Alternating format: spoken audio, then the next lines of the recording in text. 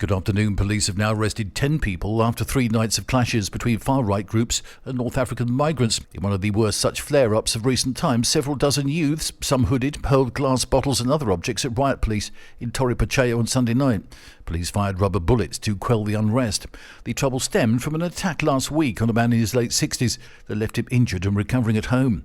An Interior Ministry spokesperson late yesterday said the suspected main perpetrator in last week's attack was arrested in the Basque country. Authorities had previously said they had detained 2 foreigners suspected of involvement in the assault. The elderly attack victim last week said that he had been on a walk in a cemetery garden when 2 men, speaking a language he didn't understand, ran towards him, one in an agitated state. The other 7 detainees, 6 Spaniards and 1 person of North African origin, were arrested for assault, public disorder, hate crimes or damage to property, the Interior Ministry said. A 25-year-old British man has been left with a brain injury after he fell 22 feet from a supermarket car park in Ibiza. He fell from the Mercadona car park in San Antonio just after 8 p.m. yesterday. The man was taken to hospital by paramedics who managed to save him at the scene. It's not known where in the UK the man is from or whether he was on his own or with others when he fell. The man remains in intensive care in a very serious condition after suffering a traumatic brain injury with a skull fracture and various other injuries caused by the fall. An investigation into the incident has been launched by the Guardia Civil.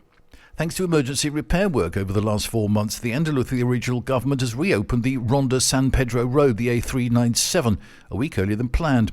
This is a partial reopening and a traffic light system is controlling vehicles in each direction.